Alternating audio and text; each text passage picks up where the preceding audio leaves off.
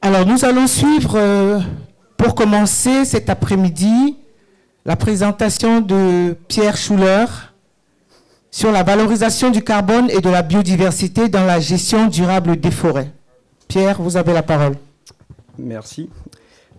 On va rapprocher. Bonjour à toutes et à tous. Merci Hortense pour cette introduction. Je suis très heureux de pouvoir participer et animer à cette discussion sur un sujet ô combien important et qui suscite de nombreux intérêts auprès de tous les acteurs de la filière, à savoir donc la valorisation du carbone et de la biodiversité dans la gestion durable des forêts. Donc avant de présenter les intervenants qui nous ont fait le plaisir de se joindre à cette conférence aujourd'hui, j'aimerais rapidement parler de la commission carbone et biodiversité de la TIBT que j'ai la chance de représenter aujourd'hui. Cette commission est très récente puisque c'est la première réunion de lancement date de janvier 2022 et celle-ci vient compléter les 5 autres commissions techniques de la TIBT. Elle est animée aujourd'hui par les bureaux d'études TEREA et Ethicood qui se partagent à la fois la présidence et le secrétariat par leur expérience sur les sujets forestiers tropicaux et climatiques. Cette commission est composée aujourd'hui d'une quarantaine de membres représentés de tous les bords, aussi bien opérateurs forestiers, bailleurs de fonds, associations professionnelles, organismes de certification, experts divers. Et cette commission a été créée en raison d'une demande et d'un intérêt grandissant de tous ces acteurs sur les sujets environnementaux et économiques que peuvent générer les services écosystémiques rendus par les forêts et sa gestion durable. La Commission vise donc à faciliter la compréhension des enjeux de ces services écosystémiques, en particulier ceux du carbone et de la biodiversité, par le secteur forestier tropical, et ainsi permettre à ces opérateurs forestiers d'accéder aux différents acteurs de ces marchés. La Commission veut ainsi répondre à un besoin croissant des forestiers qui cherchent à mieux comprendre les opportunités offertes par ces marchés, ceux du carbone et bientôt ceux de la biodiversité, pour obtenir des opportunités économiques en échange des services écosystémiques donc liés aux forêts et à leur gestion durable. Ceci peut se traduire par un terme que nous avons développé au sein de la Commission, celui de l'intermédiation financière. Cette commission répond à plusieurs objectifs qui ont été énoncés dans la feuille de route, à savoir le premier objectif d'information et de sensibilisation des membres de la commission sur l'actualité carbone et la biodiversité pour favoriser la compréhension de ces mécanismes via notamment une activité de veille documentaire que nous transmettons à nos membres environ toutes les 4 à 5 semaines, ainsi que des réunions de commission qui se tiennent 3 à 4 fois par an sur des sujets spécifiques qui ont été décidés au préalable. Un second objectif défini est celui de favoriser l'intermédiation, cette fameuse intermédiation financière entre les opérateurs forestiers, les membres de la TIBT et les acteurs du carbone, afin que les opérateurs forestiers puissent tirer parti des opportunités des marchés du carbone et ceux de biodiversité. Enfin, le dernier objectif est celui de mener une réflexion globale sur la place de la gestion des forêts dans les marchés du carbone et sur la place de la biodiversité au sein de ces mêmes projets, et les considérations techniques associées au projet carbone et biodiversité pour les opérateurs forestiers.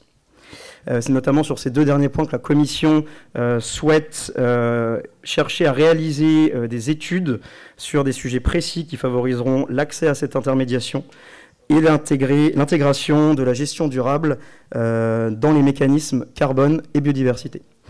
Donc c'est pour cette raison notamment que la Commission par mon biais, participe aujourd'hui à cette conférence et a décidé d'inviter via la TIBT deux experts pour développer cette thématique de la valorisation du carbone et de la biodiversité dans la gestion durable des forêts. Donc nous avons la chance d'avoir aujourd'hui d'abord une présentation d'Arthur Pivin, chef de projet au bureau d'études Carbone 4, responsable du pôle biodiversité et membre du pôle neutralité, qui nous parlera de la méthodologie Net Zero Initiative, qui est une méthodologie développée par Carbone 4, ainsi qu'un projet visant à développer des crédits biodiversité. Et puis nous aurons la chance d'avoir l'intervention d'Alain Carcenti, chercheur au CIRAD, expert économiste, expert de la fiscalité forestière et des instruments économiques environnementaux, qui nous parlera donc de l'actualité des marchés du carbone, notamment avec l'après COP26 de Glasgow, où beaucoup de changements se sont fait ressentir. Alors à la fin de chaque présentation, un temps d'échange sera consacré à des questions-réponses, et vous pourrez ainsi, dans cette assemblée, intervenir sur ce qui vient d'être dit et questionner les experts ici présents. Donc bonjour à tous les deux. Je laisse sans plus attendre la parole à Arthur Pivin, qui va nous présenter donc la Net Zero Initiative et les crédits biodiversité. Merci beaucoup Pierre. Bonjour à toutes et à tous. C'est vraiment un plaisir de pouvoir représenter Carbone 4 ici et de vous partager un petit peu de notre travail sur les questions climat et biodiversité. Alors je sais que la tâche qui m'incombe est difficile puisqu'il s'agit de faire, disons, pas la première mais la deuxième présentation juste après le déjeuner. Et on sait tous qu'en termes d'attention, ce n'est pas le moment le plus facile. Ce n'est pas le moment où l'énergie est forcément à son maximum, mais je vais faire de mon mieux pour tâcher de vous intéresser à ces deux sujets passionnants qui sont la contribution du secteur forestier à la fois à la question climatique et à la question de la biodiversité. Alors je vois, il est 13h52, on m'a donné 40 minutes, je ne prendrai que 30 minutes pour laisser un peu de temps aux questions. Je serai très attentif au timing. Et pour gagner du temps, je vais gagner un peu de temps sur l'introduction qui est, j'aurais pu prendre le temps de vous rappeler en long, en large et en travers l'état d'urgence climatique, écologique et de biodiversité dans lequel nous sommes, mais je pense qu'on peut passer là-dessus, vous êtes tous parfaitement au courant. Le fait est que le secteur forestier est au cœur de toutes ces problématiques environnementales aujourd'hui, hein, pour des différentes raisons qu'on va voir. Je dis au cœur non pas en tant que problème, mais en tant que solution, avec de réels leviers pour contribuer à la résolution, le mot est peut-être un peu grand, mais disons, pour contribuer à résoudre, au moins partiellement, ou en tout cas à apporter des solutions, autant pour le climat que pour la biodiversité. Puisque ces crises majeures amènent aussi des opportunités, au sens où déjà il y a une opportunité, ou peut-être certains pourraient appeler un devoir, une opportunité morale, de dire en tant que secteur, en tant que filière, en tant qu'organisation, en tant qu'État, comment je peux contribuer à résoudre ces enjeux, comment je peux essayer d'amener un impact positif. Et donc ça, c'est quelque chose, c'est déjà un premier argument pour s'y intéresser avec sincérité et enthousiasme. Au-delà de cette partie peut-être un peu immatérielle, on a aussi une question de compétitivité, une question d'attractivité. L'émergence de ces sujets, climat et biodiversité, le fait qu'ils soient de plus en plus reconnus par les acteurs privés, par les acteurs publics, par la société civile, ça donne l'opportunité à une filière bois durable, certifiée, à forte valeur environnementale, de se démarquer de ses concurrents en termes d'usage, donc le bois par rapport à un autre matériau, mais aussi de ses concurrents en termes de filières moins propres, moins certifiées, moins durables. Donc il y a vraiment une opportunité de gagner de l'attractivité en investissant dans ces choses-là. Et le troisième élément, qui est lié au second, le sujet lève tellement d'intérêt qu'il y a aussi une opportunité concrète de générer des financements, d'obtenir des financements pour services écosystémiques rendus dans le carbone via les crédits carbone. Ça existe déjà et juste après on en parlera avec beaucoup plus de détails, mais aussi éventuellement demain des crédits biodiversité. Donc je vais commencer par un petit détour, disons une courte présentation sur la Net Zero Initiative, simplement pour illustrer de nouveau dans quelle mesure le secteur forestier est vraiment au cœur de la question climatique, et en tout cas a l'opportunité d'apporter beaucoup de solutions. En deux mots, la Net Zero Initiative, c'est un référentiel qui a été élaboré par le cabinet Carbone 4 pour répondre à une question qui était comment ces entreprises peuvent-elles être neutres. Nous étions en 2018 et un certain nombre d'entreprises avaient commencé à se déclarer neutres en carbone. Même aujourd'hui encore, on a pu entendre récemment par exemple que Air France allait devenir neutre en carbone sur c'est vol intérieur. Donc c'est formidable, on arrive à faire voler des avions aujourd'hui sans carbone. Donc on était un peu étonnés, il nous a paru important d'essayer de préciser, d'étudier la question de la neutralité carbone et d'en proposer une vision rigoureuse du point de vue de la science et de regarder comment une filière ou une entreprise peut s'engager en faveur de la neutralité. Donc on a travaillé avec différents experts et différents sponsors des entreprises pour publier un référentiel qui s'attaque essentiellement à 2 sujets. Le premier, c'est définir ce qu'est la neutralité carbone du point de vue scientifique. Et le second, c'est s'intéresser à comment une entreprise, une filière, un État, un acteur peut contribuer à cette neutralité carbone collective. Et pour le faire très simple, on peut résumer la neutralité carbone avec la métaphore de la baignoire. C'est-à-dire c'est comme si l'atmosphère était une grande baignoire qui pouvait ou se remplir, donc quand on émet du CO2, ou se vider. On a un robinet en haut et on a un siphon en bas. Le robinet, ce sont les émissions de gaz à effet de serre qui font monter le niveau de la baignoire. Quand le niveau d'eau monte, la température augmente. Et en bas, on a un siphon qui sont les absorptions de carbone, par exemple quand les forêts poussent, par exemple via certaines solutions technologiques qui permettent de faire baisser le niveau de la baignoire. Et donc la neutralité carbone, c'est quand on équilibre les deux. Quand on équilibre le robinet et le siphon, alors le niveau se stabilise à un certain niveau de température. Et on espère que ce sera plutôt 1,5 degré ou 2 degrés que 3 ou 4 degrés.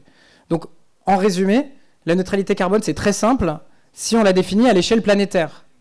Si on s'intéresse au système Terre global ou à la limite à un pays. Mais c'est plus compliqué quand on s'intéresse à une entreprise, puisqu'une entreprise, à proprement parler, n'absorbe pas du carbone physiquement. Et elle en émet, mais il y a des questions de responsabilité, scope 1, scope 2, etc. Donc, l'objectif de neutralité, c'est équilibrer la baignoire. Et comment une entreprise peut y contribuer ? Donc, contribuer à une trajectoire. Ce qu'on voit ici, c'est par exemple un exemple de trajectoire de neutralité. On a d'une part, en gris, les émissions qui baissent énormément. Et en marron, on a des puits de carbone, des absorptions qui augmentent. Puisque si on veut équilibrer les deux, il faut d'une part baisser le niveau du robinet, puisque le débit du robinet actuel rend impossible une potentielle neutralité carbone. Et il faut par ailleurs développer les puits. Donc pour une entreprise ou pour un secteur, ce sont 2 choses. C'est d'une part réduire les émissions et d'autre part développer les puits. Les émissions, je peux les réduire, si je suis une organisation, je peux les réduire chez moi. Donc dans mon périmètre de bilan carbone, j'ai fait mon bilan carbone, par exemple je suis à 100 000 tonnes en 2020, comment je peux le réduire ? Scope 1, 2, 3. Ça peut être aussi aider les autres à réduire leurs émissions. Le secteur forestier aujourd'hui, quand il met sur le marché des produits bois bas carbone, il aide le secteur de la construction à se décarboner. Donc, on a 2 opportunités dans la réduction, ce qu'on appelle le pilier A, réduire ses émissions, et le pilier B, réduire les émissions des autres. Et enfin, on a générer des absorptions, donc développer les puits de carbone. Et ça, on peut aussi le regarder du point de vue de la chaîne de valeur, c'est-à-dire est-ce que je le fais dans mes opérations, en amont et en aval de mes opérations, c'est-à-dire dans ma chaîne de valeur, mais pas directement chez moi, non pas dans les sites que j'opère, ou est-ce que je le fais hors de ma chaîne de valeur ? Et donc cette approche nous donne un tableau de bord pour piloter de manière rigoureuse une contribution au sujet climat. Et on peut le découper en plusieurs catégories. On a d'une part la catégorie, ce qu'on appelle le pilier A, donc réduire les émissions, et dans ma chaîne de valeur, donc sur mon bilan carbone, ça c'est la décarbonation, c'est réduire son empreinte, c'est la priorité. Pour le secteur de la foresterie, c'est se poser la question de son empreinte, de ses opérations, et regarder comment on peut les réduire. Donc dans certains cas, quand il y a de la déforestation, ça peut être réduire la déforestation, ça peut être réduire les émissions liées à l'exploitation ou au transport. On a aussi une autre section qu'on voit en bas à droite, ce qui est tout ce qui se passe hors de la chaîne de valeur. Financer des émissions évitées, financer des séquestrations carbone, c'est ce qu'on appelle, c'est l'achat de crédits carbone sur du marché réglementaire, sur du marché volontaire. Et donc là, on a différents standards qui permettent de le faire. Et encore une fois, on a un lien au secteur de la foresterie, puisque via son activité, le secteur de la foresterie peut générer des crédits carbone. Que ce soit des crédits carbone liés à de l'évitement de déforestation en travaillant sur de la conservation forestière, donc là, on rentre dans le pilier B, on réduit les émissions des autres, ou que ce soit des crédits carbone liés à de l'absorption carbone, donc du pilier C. Ensuite, on a cette section-là, les absorptions, la séquestration du carbone dans la chaîne de valeur. Et bien là, naturellement, la foresterie peut y contribuer, puisque une bonne gestion forestière, une gestion forestière durable, peut permettre de séquestrer durablement du carbone dans les écosystèmes forestiers. Et enfin, le dernier cadran, éviter des émissions ailleurs via des produits et services. Et bien de nouveau, le secteur de la foresterie est concerné, puisqu'en produisant du bois pour la construction, le secteur peut contribuer à décarboner le secteur de la construction et du bâtiment, mais aussi en fournissant des matériaux énergétiques, en produisant de la biomasse pour usage énergétique, alors sous certaines conditions. On sait que toute la biomasse n'est pas forcément performante en carbone, mais en tout cas, il y a des manières, en utilisant les résidus de production ou des filières durables, et donc décarboner aussi le secteur de l'énergie. Donc, en résumé, voilà, la Net Zero Initiative propose une vision de l'action climat des acteurs privés ou des acteurs publics, et on voit que la foresterie peut vraiment contribuer à tous les niveaux. Donc, ce qui justifie de nouveau, pour moi, de dire que voilà, la foresterie est vraiment au cœur du problème climatique. Maintenant, on a dit qu'il y avait aussi un autre grand enjeu, c'est celui de la biodiversité. La Net Zero Initiative ne parle pas du tout de la biodiversité. Et c'est pour ça qu'on a commencé aussi à y travailler chez Carbon 4 depuis 1 an et demi maintenant. Et je voulais continuer donc en vous partageant un autre de nos travaux qui est mené collectivement et qui essaie de répondre à la question voilà, comment les acteurs peuvent aussi contribuer à la restauration et à la conservation de la biodiversité. Et nous verrons, ce sera de nouveau un lien fort avec la foresterie. On l'a vu tout à l'heure. Alors, on fera toutes les questions à la fin, si vous voulez. Comme ça, on gagne un tout petit peu de temps. On l'a vu tout à l'heure. Dans le système du climat, l'augmentation et la prise de conscience de la question climatique a généré ce qu'on appelle des marchés du carbone qui permettent à différents acteurs de développer des activités qui devant réduire les émissions ou les séquestrer et de se faire financer pour cela sur la base de crédits carbone. C'est un système qui a eu beaucoup d'avantages et beaucoup d'inconvénients. Il a été beaucoup critiqué pour différentes raisons, puisque, disons, il y a eu un peu une période d'apprentissage et il y a eu certains dévoiements initiaux, il y a eu certains problèmes initiaux qui l'ont empêché d'être efficace pendant longtemps. En même temps, indéniablement, ça a permis d'augmenter l'attention qui était portée au sujet du climat et ça a permis de débloquer des fonds pour une action pour le climat sur le terrain. Quand je dis sur le terrain, c'est-à-dire il y a des projets énergétiques, mais il y a aussi eu des projets, et notamment avec l'émergence du marché du carbone volontaire, des projets de reforestation, de conservation de forêts, de gestion forestière améliorée, qui ont pu être financés via système de crédit carbone. Et donc, ce qu'on s'est dit avec différents acteurs, c'est que le problème de la biodiversité aussi mérite qu'on y investisse. On dit qu'il faut conserver, on dit qu'il faut restaurer, mais pour faire ça, ça a un coût. Et plusieurs intervenantes ce matin l'ont dit, il y a une équation économique qui est très importante. Et si on souhaite que la forêt, qui est un enjeu crucial pour la biodiversité, soit utilisée de façon durable avec une approche de conservation, protection de la biodiversité, il faut y mettre une contrepartie économique. Il faut que dans les pays forestiers, cela puisse générer des revenus. Sinon, c'est demander simplement de se restreindre sans contrepartie, sinon ça ne marche pas.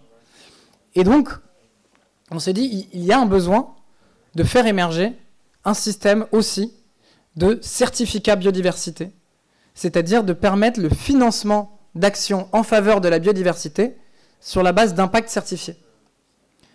Parce qu'aujourd'hui, le sujet monte énormément et on observe que différentes entreprises sont prêtes à investir pour démontrer une action en faveur de la biodiversité. Il y a cette demande-là. Et donc, ce qui manque, c'est le mécanisme pour l'encadrer. Et donc, ce qu'on essaie de développer, c'est précisément un mécanisme pour encadrer la finance de la biodiversité. Donc, de nouveau, on passe très rapidement. En effet, indéniablement, les chiffres nous montrent qu'on est dans une phase d'érosion majeure de la biodiversité. On parle de la 6e extinction de masse, avec une espèce sur 4 en danger d'extinction. Les populations brutes qui ont chuté de 60% en 40 ans. De nouveau, je n'y passe pas beaucoup de temps, vous êtes parfaitement au courant.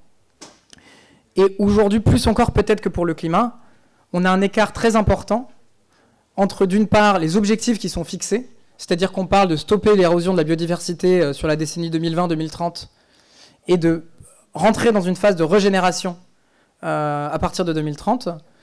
On a ces objectifs-là qui sont très ambitieux et on a à côté les moyens mis en place qui sont très très loin de ces objectifs. On a un gap, on a un écart énorme entre ce qui est annoncé comme objectif et ce qui est mis en place sur le terrain et ce qu'on observe comme trajectoire.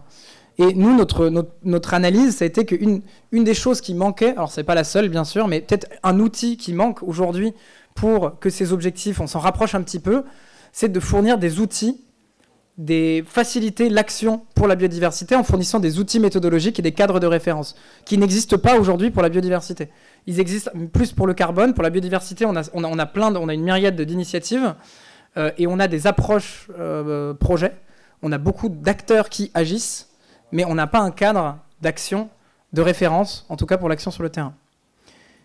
Il y a eu bien sûr différents indicateurs qui ont émergé, mais aujourd'hui, le développement méthodologique des années passées s'est essentiellement concentré sur le développement d'indicateurs qui permettaient la mesure d'impact biodiversité des acteurs, des entreprises et éventuellement des portefeuilles d'investissement. C'est un peu l'équivalent pour le climat du bilan carbone. Il y a différentes méthodologies, différents indicateurs qui permettent aujourd'hui de faire un bilan biodiversité des activités. Mais ce qui manque encore, c'est un peu la réciproque, c'est-à-dire des méthodologies qui permettent de quantifier un impact positif au sein d'un système universel. Alors, il y a eu des travaux, notamment locaux. Il y a des systèmes locaux de compensation réglementaire, mais qui ne sont pas satisfaisants, en tout cas du point de vue des écologues avec lesquels on avait discuté pour certaines raisons. On a aussi l'IUCN qui a développé un indicateur qui s'appelle le STAR, mais qui se concentre sur les espèces, plutôt sur des espèces en voie de disparition, les espèces particulières, et non pas sur les écosystèmes dans leur ensemble.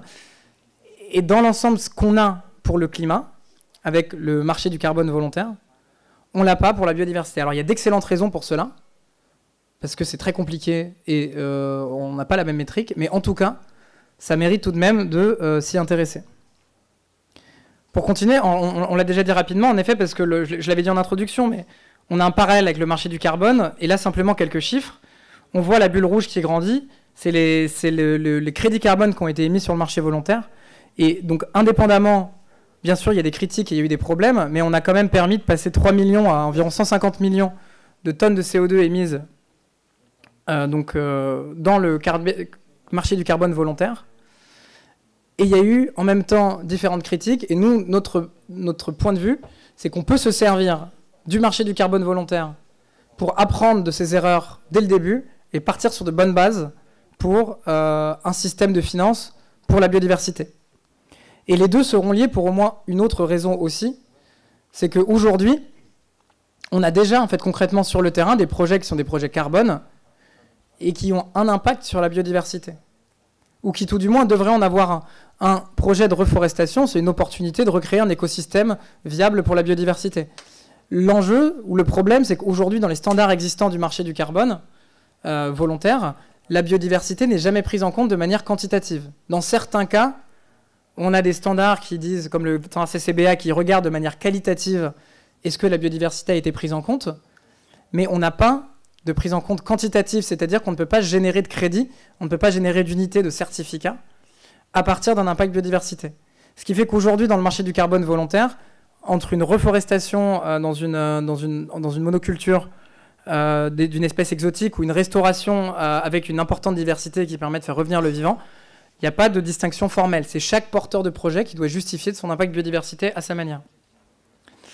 Et donc, en résumé, on a différents éléments, disons, dans l'écosystème qui sont déjà prêts, qui montrent en tout cas que le temps semble être bon pour s'intéresser à cette question de certification d'impact biodiversité.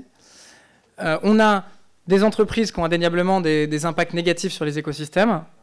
Et on a des initiatives sur le terrain qui peuvent être portées par des acteurs de la foresterie, dans le cas de conservation, dans le cas de gestion forestière améliorée, dans le cas de projets de reboisement, qui ont un impact positif. Et nous, ce qu'on se propose de créer avec le collectif qu'on est en train de monter, c'est d'une part, c'est dans l'ensemble un système justement de certification de l'impact, afin de pouvoir financer les actions.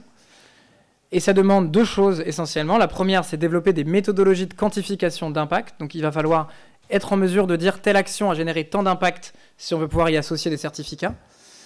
Et d'autre part, il va falloir réfléchir un peu à quel est le système global, comment on encadre tout ça, comment on met en place des règles pour que ce soit le plus vertueux possible, pour éviter les écueils du marché du carbone, pour donner les bonnes incentives, pour donner les bons signaux, pour faire que l'argent investi aille bien sur le terrain, qu'il soit au profit des communautés, qu'il soit au profit du vivant, qu'on évite des déformations purement financières. Donc voilà, comment créer d'une part la méthodologie et d'autre part le cadre de travail, le cadre d'échange. Ce projet aura aussi d'autres intérêts, disons, avant même d'arriver à la certification.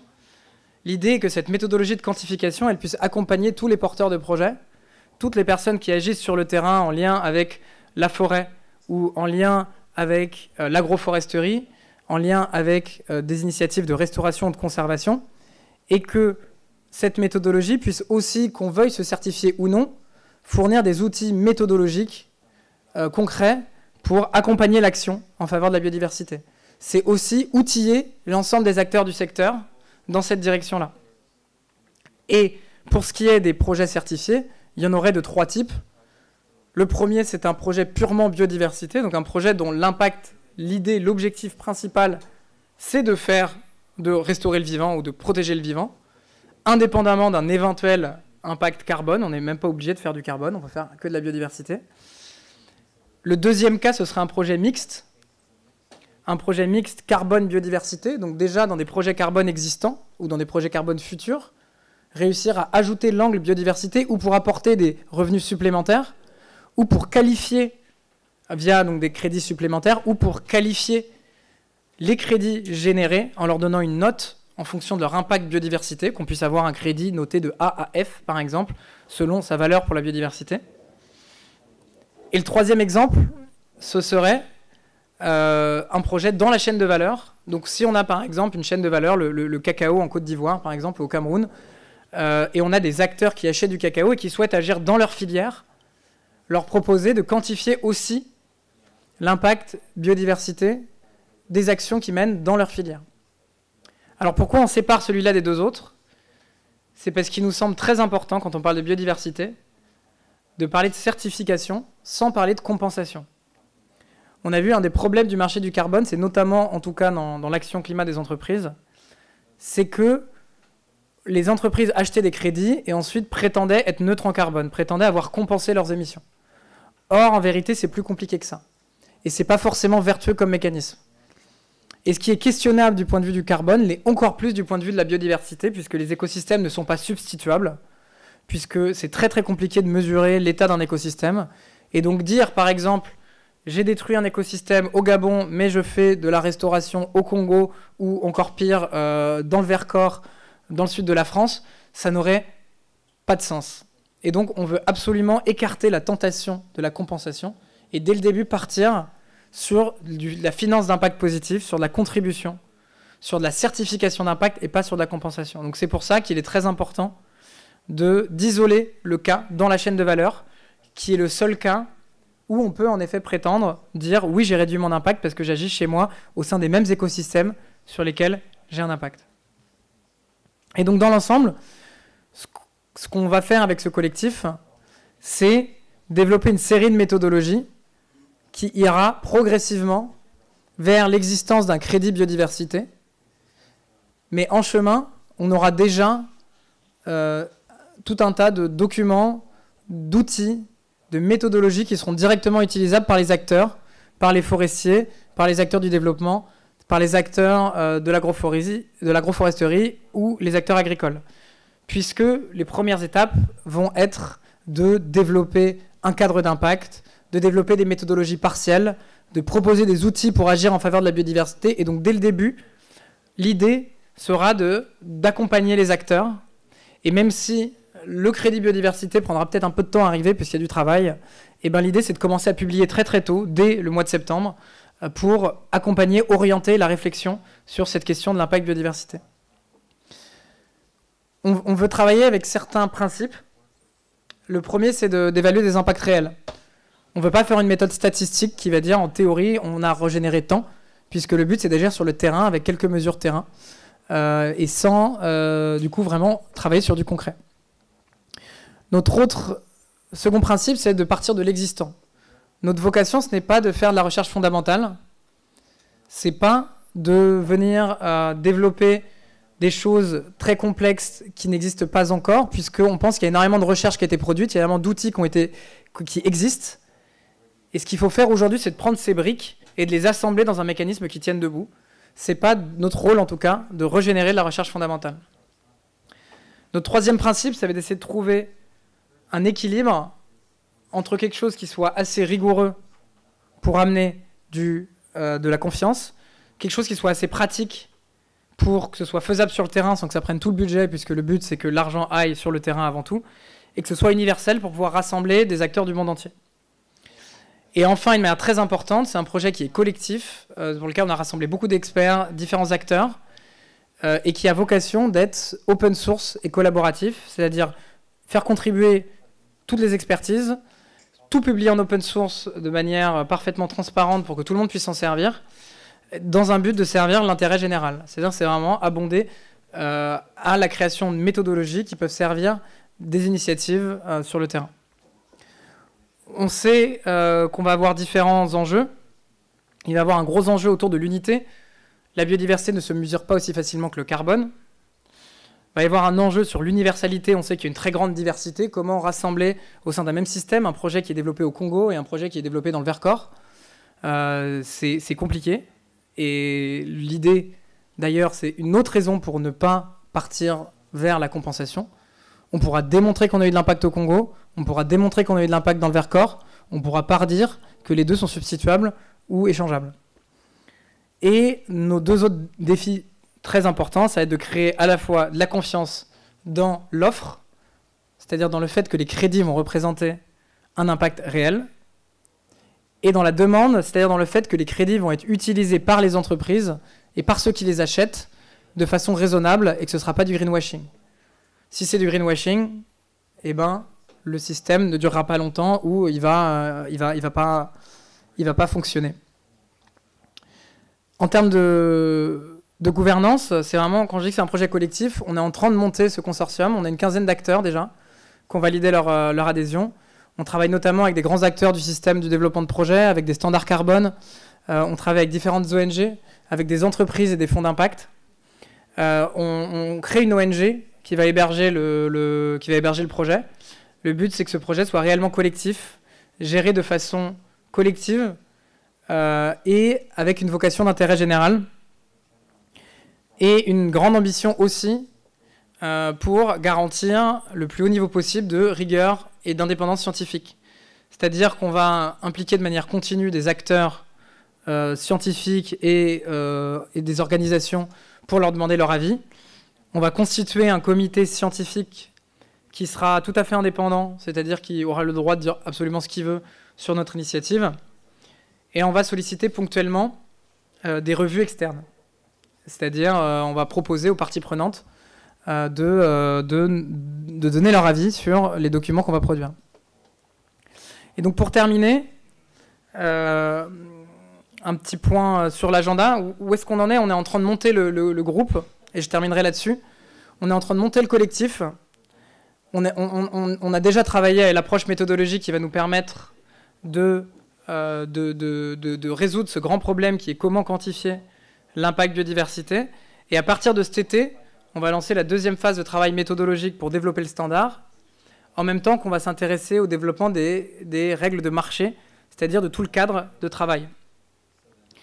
Et ce qui est sorti après, maintenant ça commence à faire 6 mois qu'on travaille dessus, c'est qu'on est vraiment à un moment charnière, en tout cas pour la biodiversité. C'est-à-dire que cette question d'impact biodiversité, cette question de crédit biodiversité, elle ressort énormément, et de l'avis des différents experts qu'on a interrogés, le temps est mûr pour cela. C'est-à-dire qu'on a d'une part l'écosystème technique qui est prêt, on a beaucoup d'outils, on a beaucoup de méthodos qui sont prêtes, on a la volonté, c'est-à-dire que le sujet de la biodiversité explose en ce moment, il a attiré beaucoup d'attention. On attend, alors elle n'arrête pas de décaler, on attend la COP de Kunming, mais il y a de l'action institutionnelle et il y a une demande de la part des entreprises qui est aussi vraiment très très forte. C'est-à-dire que le sujet intéresse et nous on a été surpris par l'accueil qu'on a reçu, c'est-à-dire que quasiment toutes les personnes qu'on appelait répondaient favorablement, avaient envie d'être informées et ça répondait à une demande existantes. Tout le monde se dit on veut agir pour la biodiversité, on ne sait pas comment. Il semble aussi, et c'est un peu par hasard, il semble aussi qu'on a réussi, en commençant à travailler là-dessus, mais il y a maintenant 7 ou 8 mois, on a globalement un peu d'avance sur d'autres initiatives similaires. C'est-à-dire que jusqu'à présent, personne ne nous a dit que ça existait déjà. Il semble qu'on soit les premiers et les plus avancés. Ce qui veut dire qu'il y a une opportunité aujourd'hui de parler en premier et donc de poser une référence et donc de définir un standard sur qu'est-ce que ça veut dire qu'un crédit biodiversité, à quoi doit ressembler demain le système de finance de l'impact biodiversité.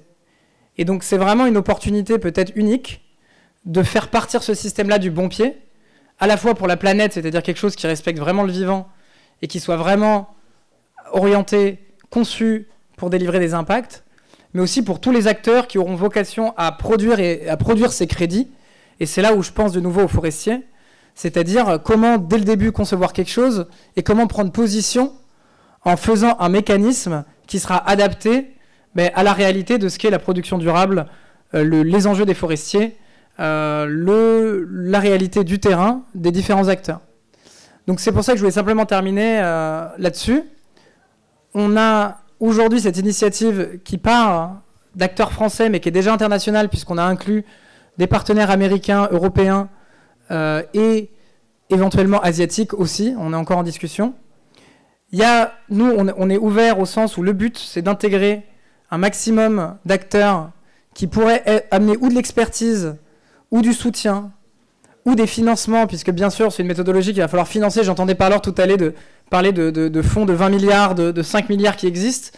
Nous, on a besoin de quelques centaines de milliers d'euros pour construire un système qui, derrière, pourra en effet générer des millions ou des milliards, des millions, disons, de financement pour le vivant et pour les acteurs d'une exploitation durable des ressources.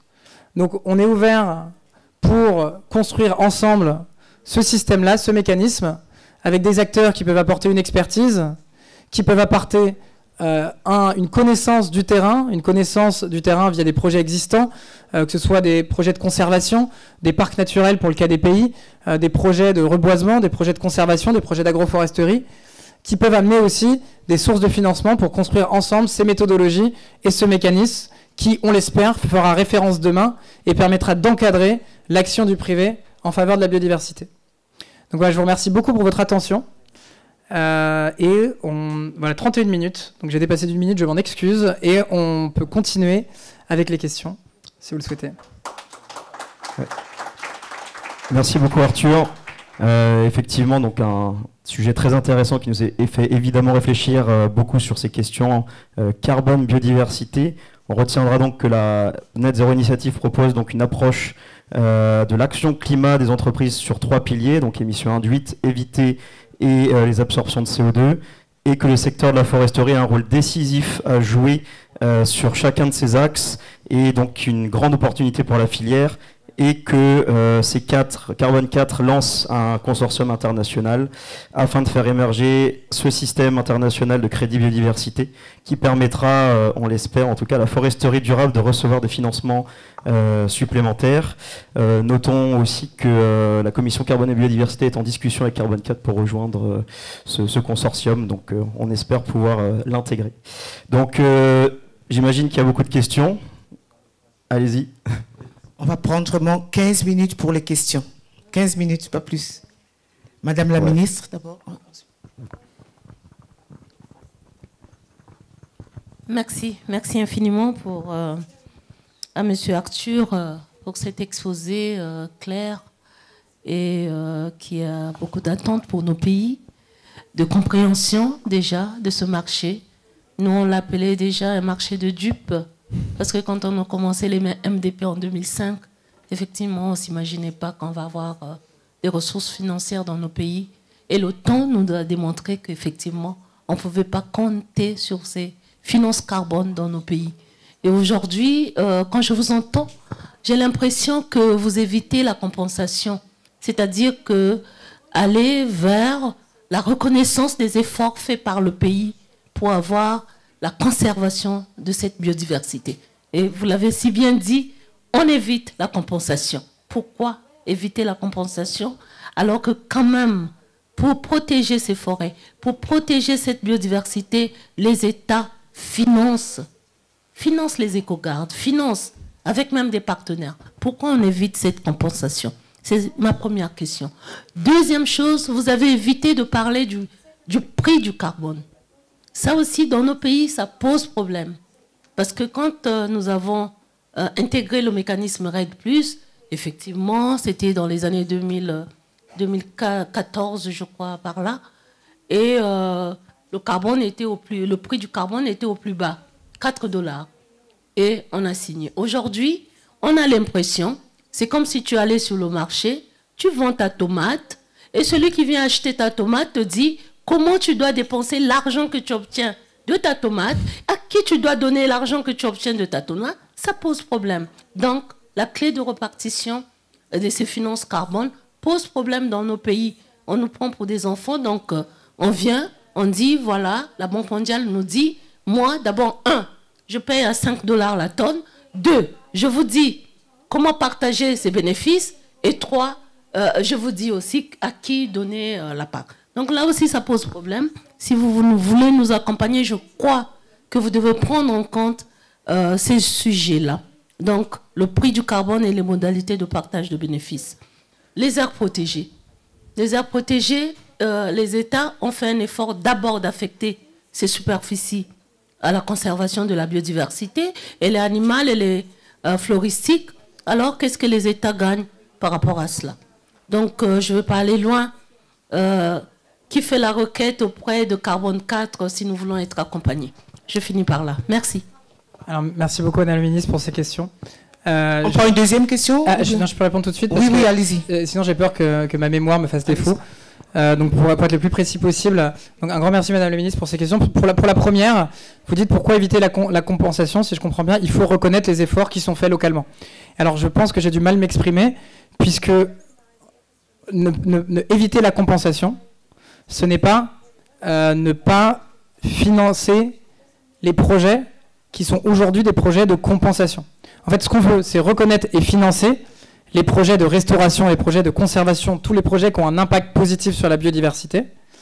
Et on veut le faire en faisant de telle sorte que ces projets génèrent des crédits. Maintenant, on pense que si ces crédits sont utilisés par les entreprises pour prétendre que ça suffit à annuler leur propre impact, alors le système sera jugé comme du greenwashing et ne marchera pas. Donc justement, on cherche la meilleure manière de pouvoir valoriser les actions de conservation, de restauration, les actions sur le terrain, la meilleure manière de les financer, mais en créant de la confiance, c'est-à-dire en faisant quelque chose qui soit scientifiquement viable, pour que ce soit inattaquable et qu'on n'ait pas dès demain des gens qui disent non, c'est n'importe quoi, c'est du greenwashing, sinon il n'y aura pas de financement. Le financement sera d'autant plus robuste que les crédits sont bien utilisés. Et si ils sont utilisés pour faire de la compensation, si demain Air France achète des crédits biodiversité pour dire je n'ai aucun impact sur la biodiversité sans rien faire d'autre, c'est le système qui va en pâtir. Donc dès le début, on va partir sur une bonne base.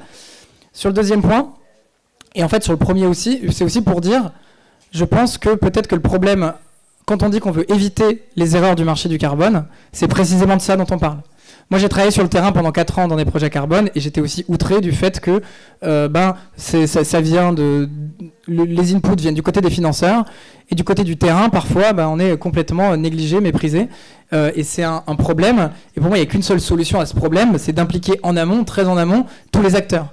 Et donc c'est pour ça, quand je suis ici, nous, on serait très heureux que le Gabon, que le Congo participent à ces discussions, à nous aider à déterminer comment faire un système qui soit juste pour tout le monde. Et donc, pour moi, c'est aussi pour ça qu'on disait, faire la méthodologie de quantification d'impact, c'est une chose.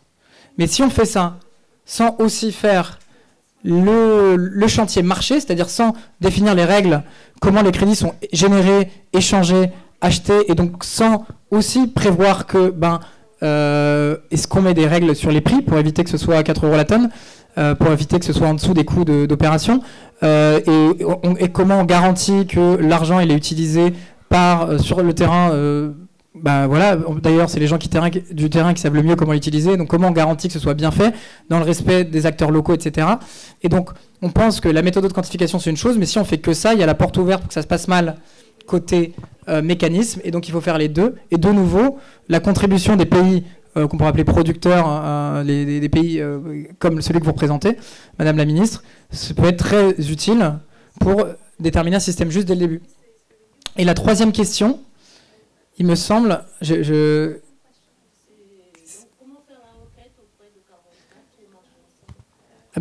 je peux vous laisser mon contact, tout simplement.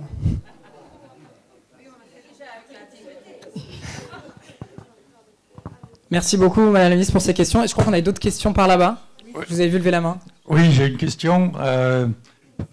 Ma question, c'est pourquoi... D'abord, vos travaux sont passionnants, je le reconnais. Mais pourquoi vous ne vous appuyez pas sur la certification forestière actuellement avec 2 systèmes, avec des exigences sur le plan de la biodiversité, sur le plan du social, mais surtout pour le delta de la production entre une société gérée durablement et qui est certifiée et une société qui ne l'est pas. Il y a un delta de au moins 10% dans le volume de production et dans les impacts, dans les écrasements pour les pistes de débardage, pour les routes, pour le matériel obsolète, pour les bois laissés sur parc, etc. Il y a au moins 10% de delta entre une bonne société et une mauvaise société, et tous les professionnels le savent. Pourquoi vous ne vous appuyez pas simplement sur les exigences de la certification qui sont déjà chiffrées? Merci. C'est un très bon point, et on a déjà dit, on se connecte déjà. On se connecte déjà avec les systèmes de standards carbone pour se lier au crédit carbone. Le but, c'est que ce soit un peu efficace pour éviter de refaire les mêmes choses 4 fois. Et donc, en se greffant au système de marché du carbone, on peut gagner en efficacité et faire les deux en même temps. Et c'est une très bonne idée de se rapprocher aussi des systèmes de certification forestière, parce que je suppose qu'il y a énormément de données qui sont levées dans ce cas-là, qui pourront nous être utiles pour quantifier l'impact biodive. Et par ailleurs, ce que vous dites est sûrement très vrai, c'est-à-dire que, dans un premier temps, il faut qu'on développe les méthodos, qu'on mette en place le marché, etc. Dans un second temps, on sera très heureux de travailler avec FSC, PEFC ou qui que ce soit pour faire des études qui permettront de démontrer par ailleurs qu'une forêt gérée durablement du triple point de vue carbone, biodive, social est aussi plus rentable. Et pour moi, ce sont des études qui vont dans un deuxième temps. En tout cas, en termes de démarche, notre but, c'est clairement celui-là, c'est de nous articuler avec tout l'écosystème des acteurs compétents pour travailler intelligemment et non pas en silo. Donc c'est un très bon point.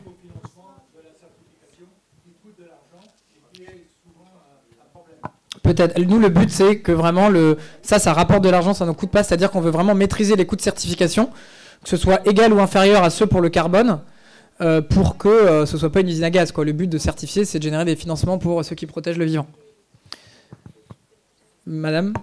Non, c'est moi. Bien, merci. Ma question va un peu dans le sens de votre dernière intervention. Je suis Georges Akouai, je suis le coordinateur du FSC pour le bassin du Congo. Je me pose la question de savoir, puisque le marché de carbone semble le plus structuré, le plus organisé actuellement, vous l'avez montré, les autres services écosystémiques tels que la biodiversité flottent encore sur le marché. Et tel qu'on a aussi vu avec votre étude, et comme on le voit dans d'autres cas, c'est que le carbone peut devenir une sorte de prétexte pour maintenir des forêts qui ne sont pas riches en biodiversité. La question donc c'est, est-ce qu'on peut introduire et définir la notion de la valeur de la forêt? Est-ce que du carbone dans une forêt, par exemple, certifiée, qui a de la biodiversité, qui a des sols bien, devrait avoir la même valeur qu'une sorte de forêt peut-être pas très riche en biodiversité, mais qui séquestre également le carbone? Est-ce qu'on ne pourrait pas introduire ça pour payer une sorte d'échelle de valeur, de prix qui tienne compte de la richesse de la forêt où le carbone est séquestré pour déterminer les prix? Peut-être une sorte de premium pour des forêts gérées plus durablement et riches en biodiversité comparativement à d'autres. Ça peut aider effectivement la certification, comme le dit monsieur. Exactement, et c'est un très bon point. Et alors, on ne prétend pas pouvoir mesurer objectivement la valeur d'une forêt, mais c'est dans cette direction-là qu'on s'inscrit. Aujourd'hui, le paiement pour services écosystémiques est très concentré sur la question du carbone. Or, tous ceux qui ont mis les pieds dans une forêt savent très bien que réduire une forêt à son contenu carbone, c'est une aberration. C'est réduire toute la somme du vivant d'une masse morte et inerte. Or, entre une forêt qui est riche et diverse et une forêt qui est une monoculture, presque un désert vert comme la forêt des Landes, ça n'a rien à voir. Et donc faire ce système de crédit, de certificat biodiversité, pour nous c'est faire un pas dans la direction de la reconnaissance d'un autre service écosystémique fondamental qui est la biodiversité. Et ensuite on espère aller de plus en plus loin et pouvoir, avec d'autres initiatives, progressivement vraiment pousser l'effort vers des forêts de plus en plus riches et de plus en plus diverses. Mais c'est vraiment le but, c'est d'ajouter cet angle biodiversité de façon plus systématique afin d'accompagner les acteurs pour faire les bons choix et pour valoriser ceux qui font les choix qui sont déjà les bons, à savoir protéger et régénérer le vivant. On va encore prendre trois questions. Peut-être une seule question, malheureusement, parce qu'on a le temps après qui défile. Bon, il y avait madame. Félicitations pour cette proposition, pour ce projet. J'ai travaillé beaucoup avec le développement du marché de carbone et une des principales difficultés est exactement l'aspect méthodologique. Parce que quand on produit des méthodologies pour les projets, c'est très cher. Donc, tout ce processus de définir des indicateurs, etc., de faire cette mesuration, c'est normalement extrêmement cher. Donc, la première demande, c'est si vous pensez, par exemple, à développer des méthodologies générales. J'ai vu que vous avez présenté la question de la restauration, par exemple. Donc, pour la restauration, c'est un peu plus simple. Mais si on pense, par exemple, au aménagement de forêts durables, vraiment, je suis d'accord avec le monsieur qui a parlé sur la certification. Donc, la certification a déjà des indicateurs de monitoration de la biodiversité. Donc, c'est plus une question de valorisation de ces indicateurs, donc du résultat de ces monitoring, qu'une question de produire une nouvelle méthodologie.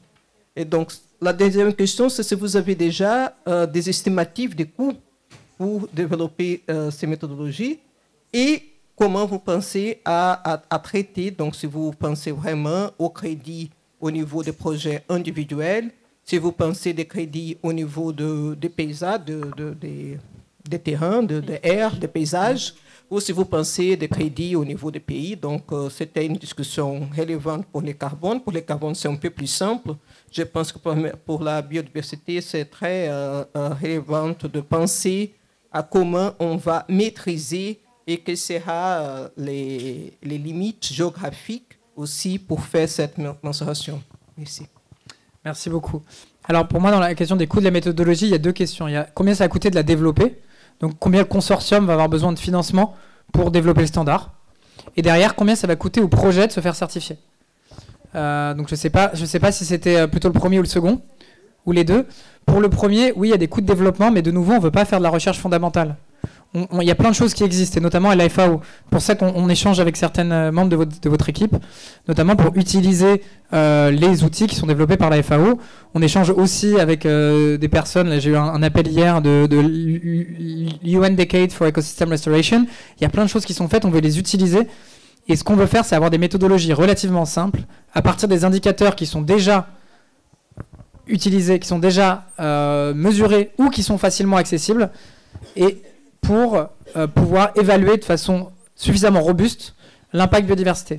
Donc nous, ça va coûter de l'argent de développer ça, mais on pense vraiment le faire quelque chose de raisonnable. Quand je dis pour un premier pilote pour quelques centaines de milliers d'euros et l'ensemble du projet quelques millions d'euros. Donc quand on entend parler voilà, faut imaginer 20 milliards, c'est comme si on parlait tout à l'heure d'un budget de 20 milliards, c'est une fraction de ça, pour essayer de développer un mécanisme qui, derrière, permet de brasser beaucoup d'argent. Donc, nous, ça nous semble vraiment pas cher, ce qu'on veut faire.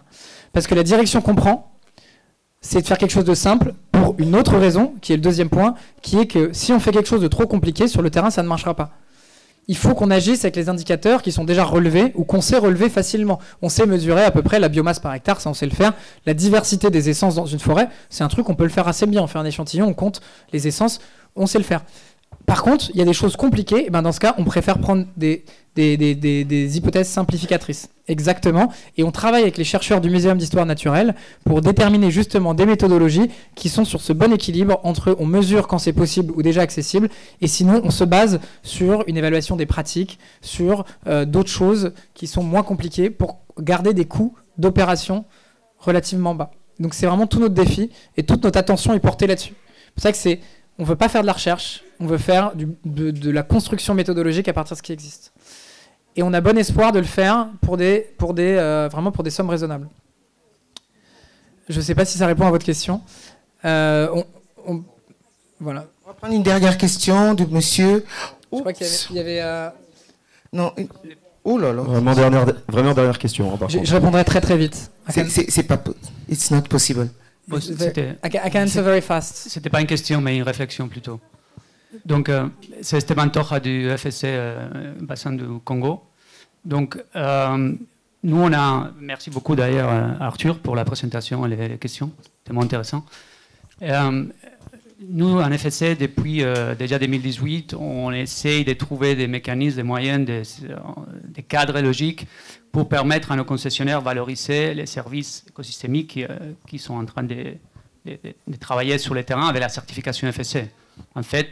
En effet, les données sont là et les travaux de monitoring qu'ils font dans la certification FSC sur les sauts de valeur de conservation, les monitorings sur les FIR, la surveillance du territoire, tout cela nous permet de construire un cadre logique pour pouvoir démontrer avec les actions qu'ils font, les résultats sur le court terme, les indicateurs chiffrés sur le monitoring de la faune, l'abondance, la présence ou non, le maintien de l'intégrité de la forêt avec les données sur le monitoring EFIR et la surveillance du territoire, montrer l'impact positif quantifiable sur la biodiversité.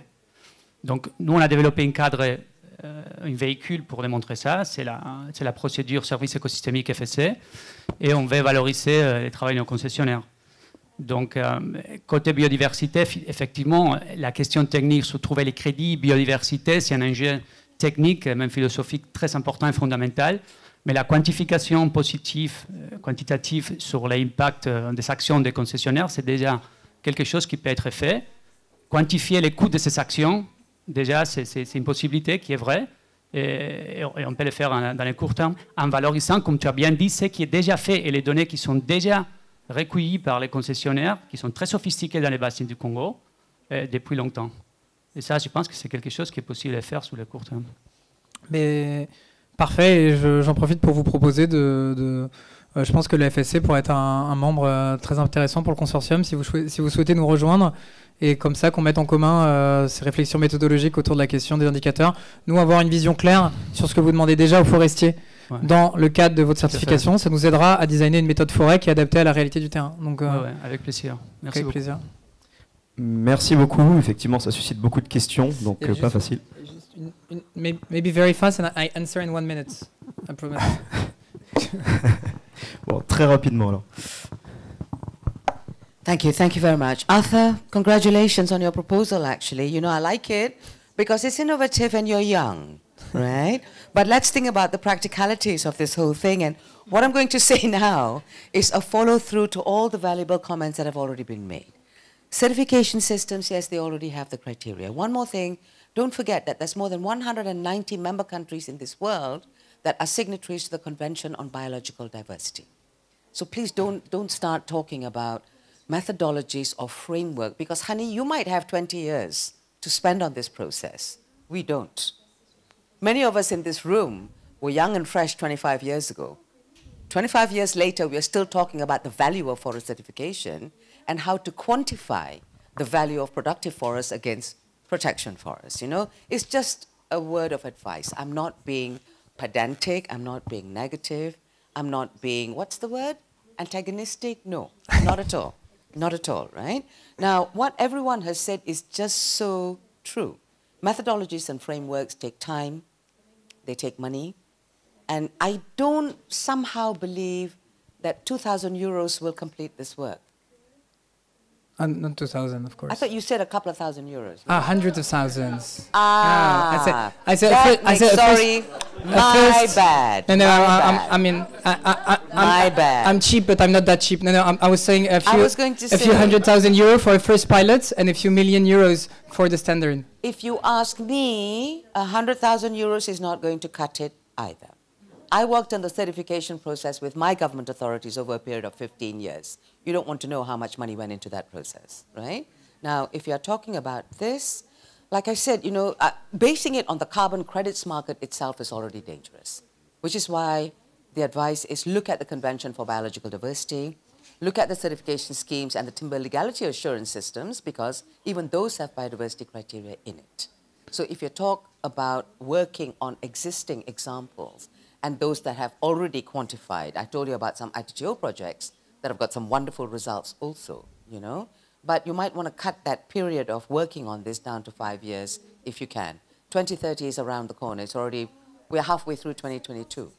We've got barely 7 years. So if you can come up with something in the next 3 years so that implementation can come up, that would be the way to go.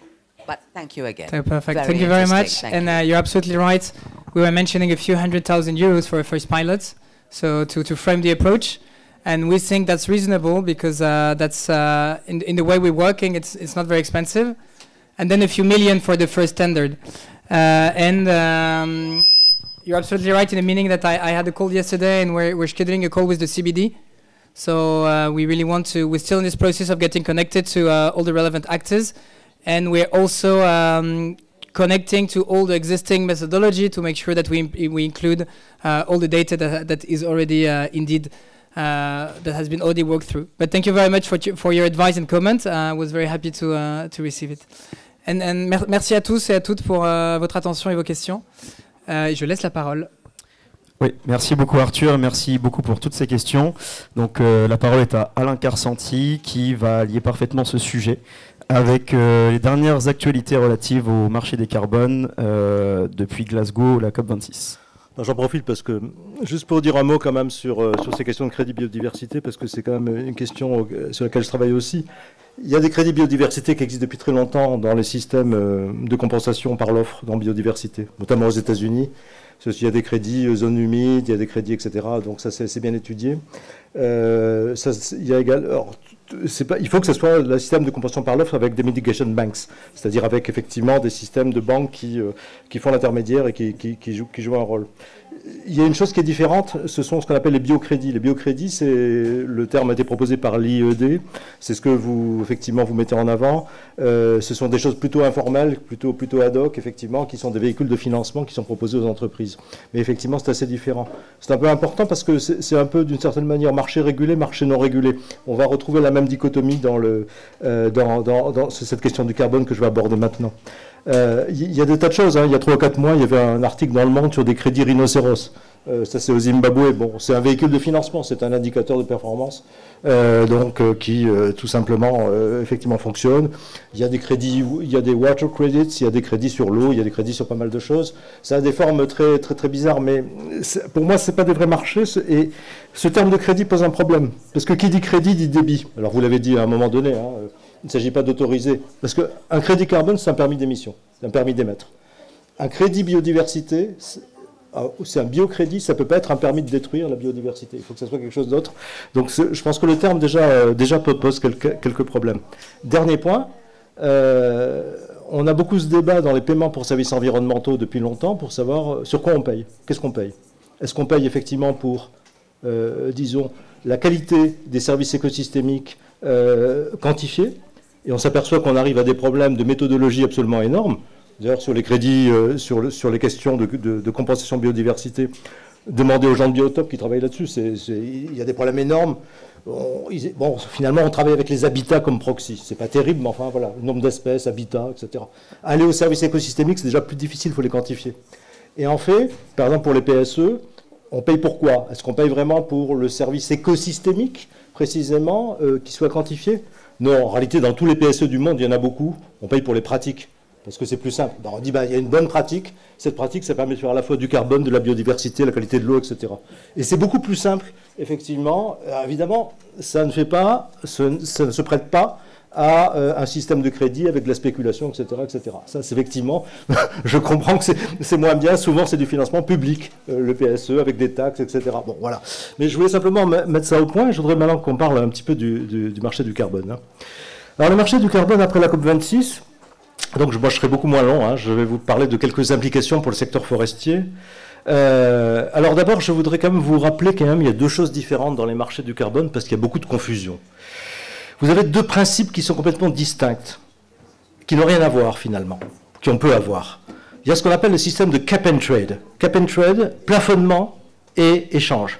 C'est-à-dire que vous avez un régulateur public, ça peut être un État-nation, ça peut être l'État de Californie, ça peut être l'Union européenne, qui fixe un plafond d'émissions à des pays, à des entreprises, à des acteurs économiques, et qui va distribuer, ou parfois qui va mettre aux enchères, comme c'est le cas maintenant dans l'Union européenne, pour certaines industries, pour les industries lourdes notamment, les industries qui produisent de l'énergie, ce qu'on appelle des quotas, qui sont des permis d'émission.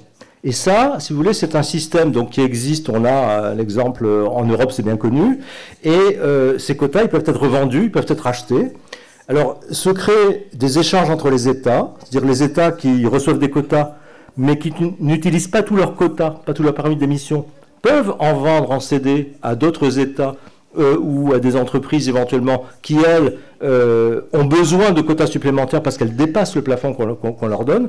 Donc ça, c'est un point, disons, c'est comme ça que ça fonctionne. C'est déjà un marché plutôt entre États, qui peut être aussi des marchés entre entreprises, puisque les entreprises reçoivent également des quotas. Mais il faut bien comprendre, ce qui est important dans cette affaire, c'est le cap. C'est-à-dire qu'il y a une limite fixée par le régulateur. Et à partir de là, vous avez selon les performances, vous avez des prix qui apparaissent et autres, etc. Et le plafond, en général, c'est une cible d'émission par rapport à une année de référence passée. Globalement, pour beaucoup, l'année 1990, le niveau des émissions de 1990 pour beaucoup d'États, et aujourd'hui a été un plafond dans la période du protocole de Kyoto. On disait qu'il faut baisser de temps par rapport au protocole de Kyoto, ou alors certains pays ont eu le droit d'avoir de légères augmentations de leurs émissions par rapport à 1990. Mais donc voilà, vous avez un plafond, c'est une cible d'émission. Et vous avez quelque chose de différent maintenant, qui sont des activités liées à des projets. Des projets, il faut comprendre que ça génère des crédits. Alors les crédits ne sont pas des quotas, même si en fait ça peut, d'une certaine manière, il peut y avoir une relation entre eux. Ces crédits peuvent être ou non des permis d'émission. Ça dépend comment ils sont utilisés, ça dépend s'ils sont validés dans un marché, ce qu'on appelle un marché régulé. Alors, si vous voulez, les projets, ceux dont on parle, ceux du marché volontaire, ceux du MDP, du mécanisme de développement propre que nous avons évoqué, eh bien, ils n'utilisent pas des plafonds d'émission. Vous n'avez pas de plafond, vous avez uniquement un travail par rapport à un niveau de référence. On regarde par exemple le passé, où on fait une projection sur ce que seraient les émissions business as usual. Et donc voilà, ça peut être la moyenne des émissions passées, une projection. Et alors, la grande différence, si vous voulez, c'est qu'il n'y a pas de plafond. Et d'une certaine manière, une des critiques, puisque vous parliez des dérives du marché du carbone, des mécanismes basés sur les projets, je parle bien des mécanismes basés sur les projets, c'est qu'on a critiqué le fait que ça revenait à distribuer à des acteurs économiques des planches à billets pour pouvoir générer des crédits. Et en matière monétaire, on sait ce qui se passe en général quand vous n'avez pas une autorité souveraine qui a un contrôle effectivement sur ça. Et il se passait à peu près la même chose, d'où notamment des périodes de surproduction de crédits, des baisses des prix, etc., et des crédits douteux. Alors, ces activités donc, qui sont liées au projet, elles peuvent générer des crédits qui peuvent être reconnus comme des permis d'émission dans les marchés régulés. Donc ça c'était le cas du MDP. Le cas des crédits carbone du projet MDP qui ont été utilisés dans l'Union européenne, donc dans le marché de conformité, dans le marché régulé. Et également, vous avez d'autres marchés régulés. La Californie a un système de cap and trade qui admet des crédits carbone venant de projets forestiers, par exemple, depuis assez peu de temps. Alors les crédits peuvent aussi, les crédits volontaires, peuvent servir à des entreprises à compenser des émissions au-delà de leurs obligations réglementaires. Si vous voulez, de plus en plus, pas toutes les entreprises, mais beaucoup d'entreprises en Europe notamment, et dans beaucoup de pays occidentaux, reçoivent des quotas de leur régulateur national. Elles doivent effectivement pour ça utiliser certains mécanismes qui sont des mécanismes qu'on appelle de conformité régulée, donc tout n'est pas possible, et elles peuvent aller plus loin. elles peuvent effectivement financer des projets biodiversité. Elles peuvent effectivement, pour être neutre carbone, acheter des crédits sur ce qu'on appelle le marché volontaire et voir donc également des crédits biodiversité éventuellement, financer des projets de biodiversité en achetant des crédits carbone. Pour l'instant, c'est comme ça que ça se passait, c'est-à-dire que pour financer la biodiversité, beaucoup d'ONG généraient des crédits carbone et ça permettait de financer des projets. Donc voilà, c'était les crédits carbone comme véhicule de financement, et ça va être le fondement de ces fameux marchés volontaires dont on va parler maintenant. Alors, s'il faut comprendre une chose, c'est que vous avez deux marchés et deux types de gouvernance qui sont bien distincts, qu'il ne faut pas confondre. Vous avez les marchés régulés, ce qu'on appelle de compliance en anglais, ou des marchés de conformité en français, qui sont donc les marchés plutôt de type cap and trade, qui peuvent intégrer des crédits venant, disons, de projets MDP, ou de projets de crédits carbone venant de projets, à condition qu'ils passent par un système de validation de la part d'un organe de régulation. Cet organe de régulation, c'était longtemps le CDM Executive Board des Nations Unies. En Europe, c'est effectivement l'organe européen qui valide tout ça.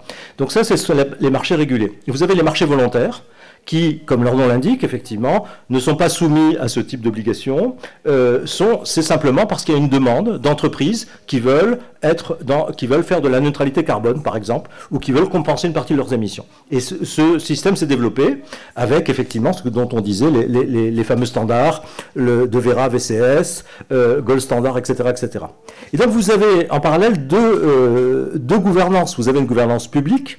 Vous avez cette gouvernance publique, elle est assurée soit par les États, soit par des juridictions sous-nationales, ça peut être l'État de Californie par exemple, soit par la Commission européenne, soit directement par les Nations Unies, pour les marchés de conformité.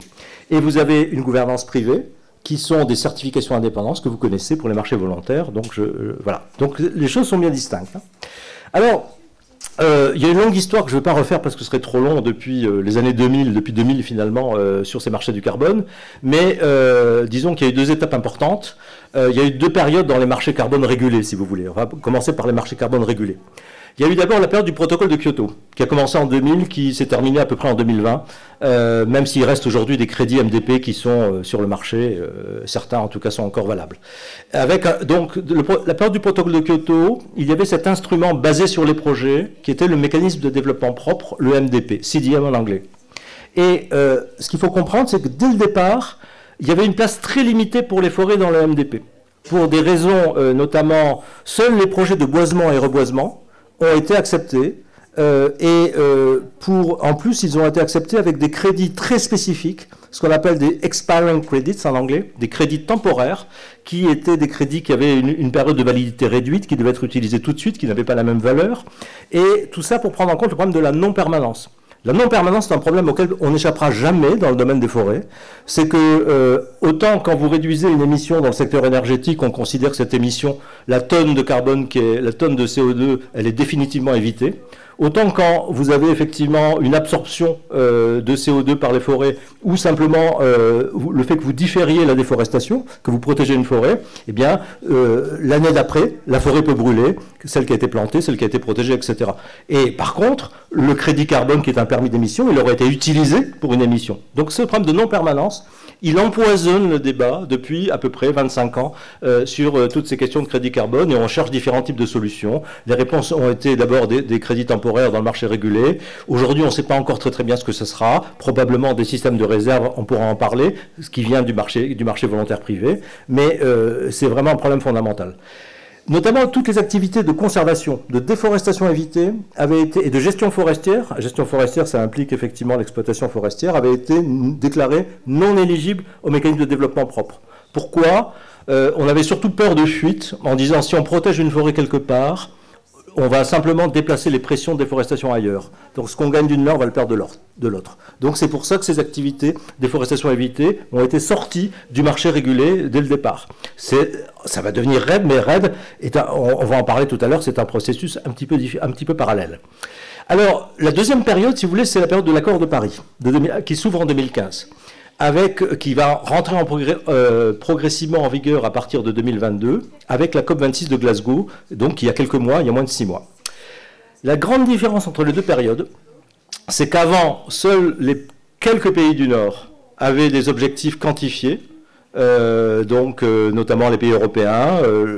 Les États-Unis avaient pris des objectifs au départ, mais ils sont sortis du protocole. Le Canada s'en est retiré, etc. Et tous les autres pays, Chine comprise, tous les pays en développement, n'avaient absolument aucun objectif. Ce qui fait que lorsque vous aviez des projets qui étaient des projets qui généraient des crédits carbone dans un pays du Sud, eh bien ça pouvait être vendu dans un pays du Nord. Bon, ça ne posait pas de problème particulier, puisque de toute façon, les pays du Sud n'avaient pas d'objectif, ça ne changeait pas grand-chose pour eux. Là, ce qui change à partir de 2015, c'est que pratiquement d'une manière ou d'une autre, tous les pays vont avoir des objectifs plus ou moins quantifiés. Et à ce moment-là, se pose un problème qui est un problème nouveau, c'est que si vous avez des activités qui génèrent des crédits d'émission dans un pays en développement, et que ce pays en développement vend des crédits carbone à un autre pays, comment est-ce qu'on évite le double comptage? Comment éviter que le pays où ont été générés des crédits carbone, effectivement, ne comptabilise ces réductions d'émissions sur son propre bilan, et que le pays ou l'entité à l'étranger qui a acheté ces crédits carbone comptabilise également en disant j'ai acheté des réductions d'émissions. Donc dans ce cas-là, vous avez des réductions d'émissions qui sont comptées 2 fois. Et ça, bien évidemment, c'était totalement inacceptable. Donc la solution qui a été proposée à Glasgow, c'est une solution qui s'appelle l'ajustement. C'est-à-dire, c'est l'idée que, eh bien, s'il y a un transfert de crédits d'émission, donc de réduction d'émissions d'un pays vers un autre pays, eh bien, c'est le pays acheteur qui peut le mettre à son bilan, puisqu'il les a achetés, mais le pays qui est vendeur ne peut pas le comptabiliser, et il doit le déduire de son bilan. C'est-à-dire qu'en gros, s'il veut atteindre son objectif annoncé à l'accord de Paris, il devra faire plus d'efforts. Donc les pays sont devant un choix entre vendre ou afficher les résultats. Et donc ce sont des choses assez importantes, sachant que les objectifs, ils sont normalement dans les contributions nationales déterminées. Alors, la question des crédits carbone, donc ça a été donc clarifié par la COP26, pas totalement clarifié, il y a encore pas mal d'inconnus qui seront peut-être réglés à la COP27, mais il y a une première chose, c'est la règle de l'ajustement. Ça, c'est assez fondamental. Alors, vous avez 2 articles, ce qu'on appelle l'article 6. L'article 6, c'est l'article de l'accord de Paris, qui a été annoncé à l'accord de Paris en 2015 et qui fixait, si vous voulez, les règles du commerce international des crédits carbone. Et vous aviez un article, mais sans aller plus loin du point de vue technique, du point de vue des règles. Les règles ont été assez largement fixées à Glasgow, avec l'article 6.2, qui est une approche coopérative entre États. Cette approche coopérative, elle renvoie ce qu'on appelle aux résultats d'atténuation transférés au niveau international, ITMOs en anglais. C'est-à-dire qu'effectivement, par exemple, le Pérou va vendre des réductions d'émissions ou des absorptions venant de ses forêts à la Suisse. La Suisse va pouvoir l'afficher à son bilan et le Pérou va devoir le déduire de son bilan. Donc vous voyez, vous avez effectivement ce type de système. Et vous avez l'article 6.4, qui est ce qu'on appelle des contributions à l'atténuation, qui reprend le principe du MDP avec un périmètre un petit peu différent, avec un certain nombre de changements. Et ce sont des crédits, là, effectivement, qui sont issus de projets. À nouveau, on retrouve effectivement ces projets. Alors, ces crédits article 6, ils doivent être validés par l'organe de supervision de la Convention climat. Quand il y aura transfert, il devra y avoir donc ajustement, donc décompté d'enseignes nationaux, comme je l'ai dit.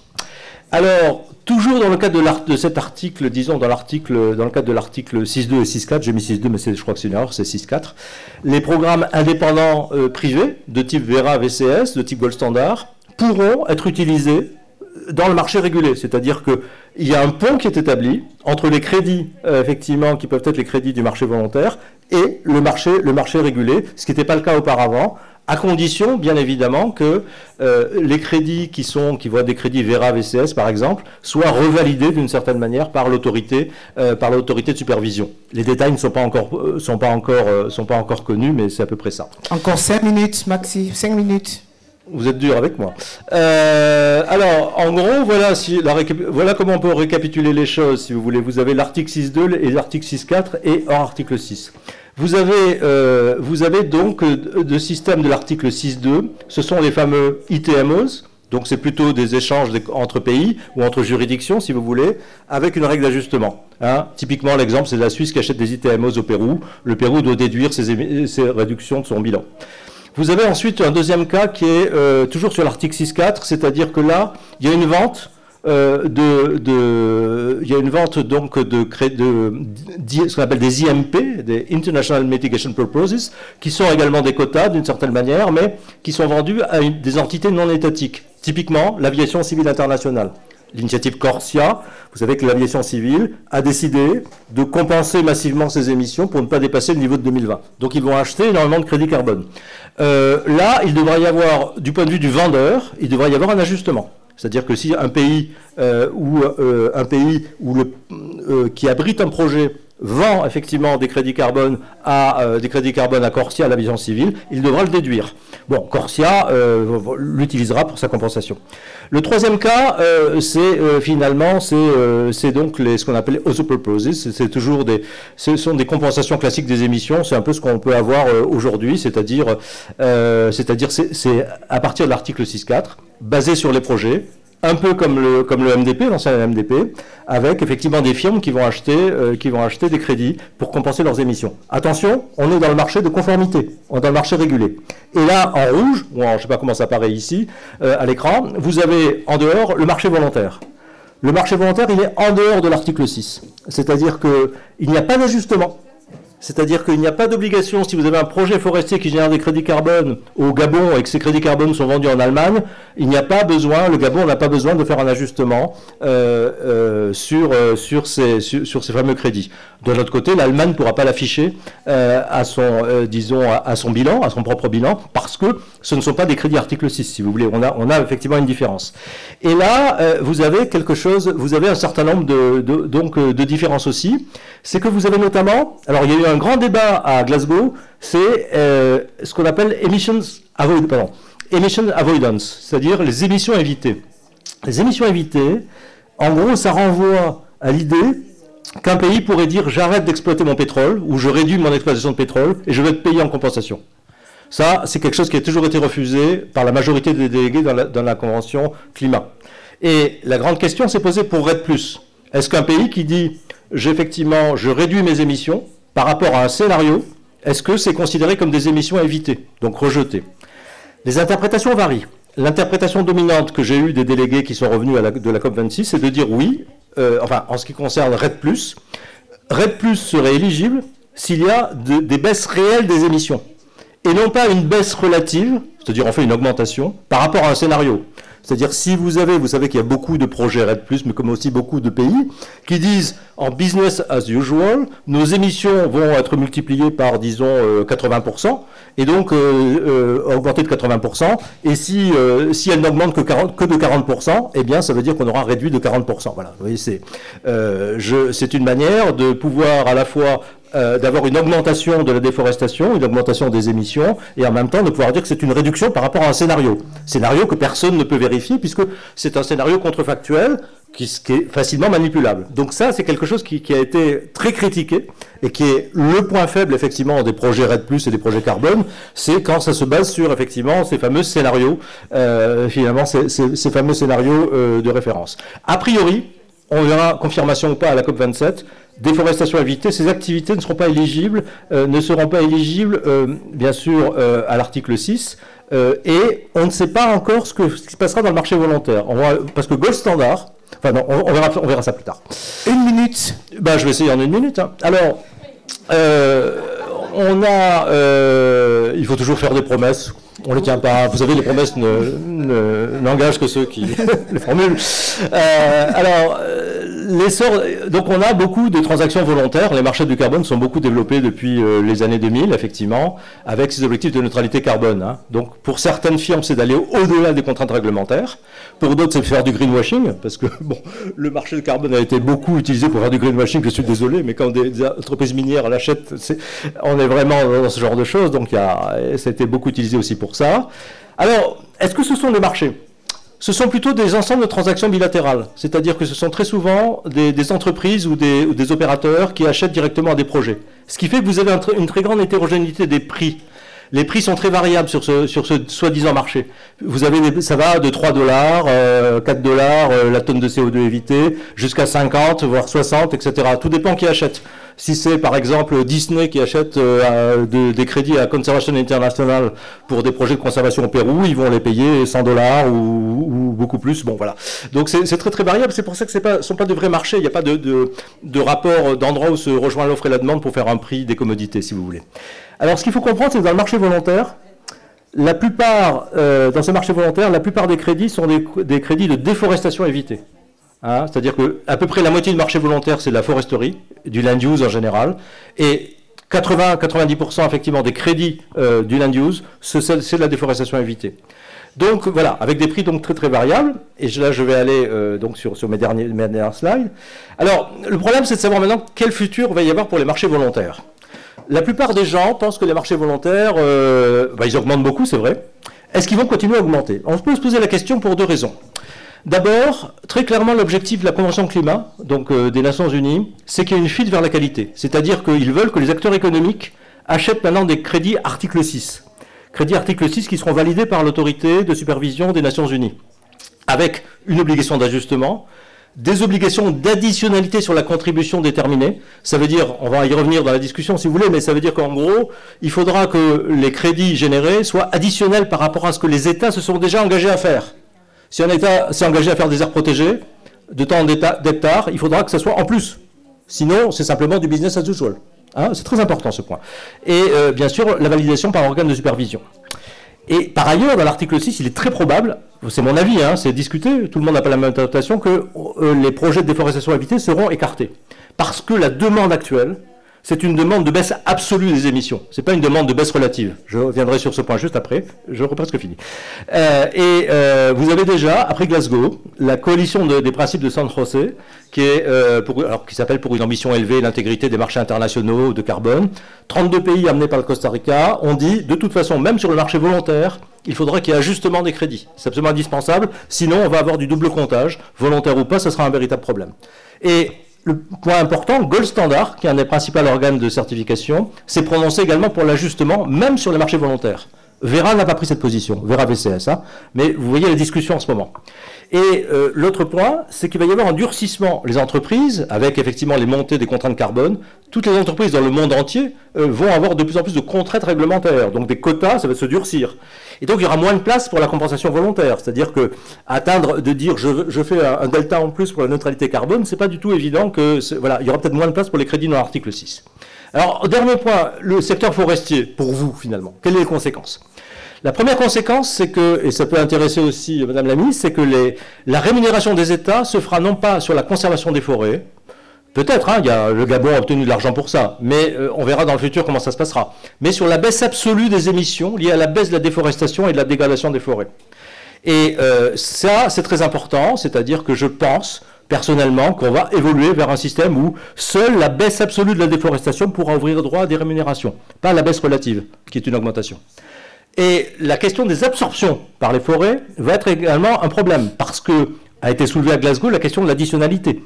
Quand vous avez une forêt naturelle qui absorbe du CO2, c'est très bien, mais est-ce que c'est une action anthropique? Est-ce que c'est additionnel? Est-ce qu'elle le ferait même sans... Est-ce qu'il y a besoin d'un projet? Il n'y a pas le principe de la rémunération pour des facteurs naturels, a priori, pour des choses non anthropiques, est quelque chose qui généralement est écarté par les négociations internationales. Alors peut-être que vous le retrouverez dans le marché volontaire, mais vous le retrouverez certainement, à mon avis, vous ne le retrouverez pas dans l'article 6.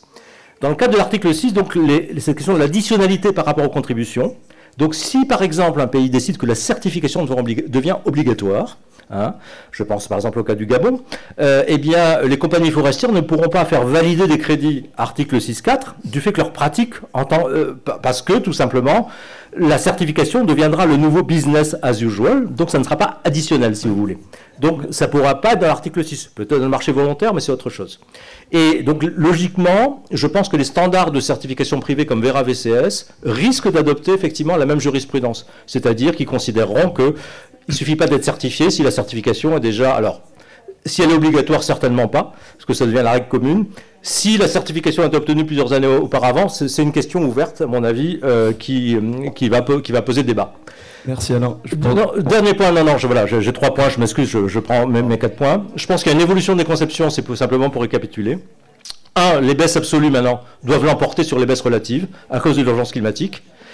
Tout ce qui va être efficacité unitaire, c'est-à-dire tout ce qui va être j'émets moins de carbone par unité produite, je pense que ça ne marchera plus.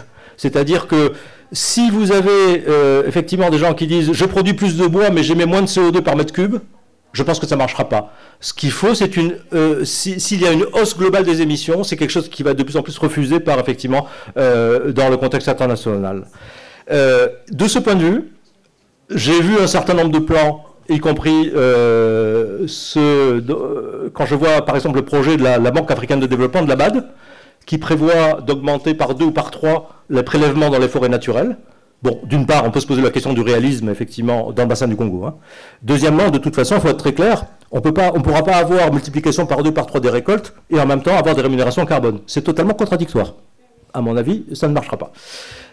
Troisièmement, pour que les projets, les crédits carbone générés par la société soient crédibles, il faudrait que ce soit des mesures de baisse absolue. Par exemple, augmentation des diamètres minimums d'exploitation, d'aménagement, hein, parce que ça, effectivement, ça diminue le volume, ou augmentation des rotations, qui sont effectivement deux choses qui, eux, seront probablement tout à fait éligibles dans ce ensemble de choses. Mais c'est une optique de baisse absolue des émissions, pas de baisse relative. Et le dernier point, c'est qu'il faut bien sûr que ces baisses soient additionnelles. La grande mode, c'est aujourd'hui en RDC, par exemple, beaucoup de concessionnaires qui n'exploitent pas leur forêt, parce que c'est pas rentable, transforment leur concession de production en concession de conservation. Alors c'est typiquement de l'effet d'aubaine. Ça peut marcher peut-être avec certains acheteurs, certaines choses, mais je pense que ça, disons que ça pose effectivement un problème. Et je ne suis pas sûr que même sur le marché volontaire, ça continue très longtemps, parce qu'il y a un problème d'additionnalité très clair.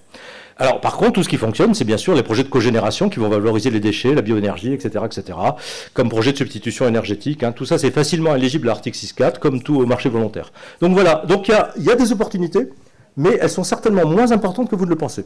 Voilà. Merci beaucoup Alain. Bon, on n'aura pas le temps de questions-réponses malheureusement, donc on va passer à la présentation suivante. Hortense, je te laisse. Merci beaucoup en tout cas aux experts. Oui.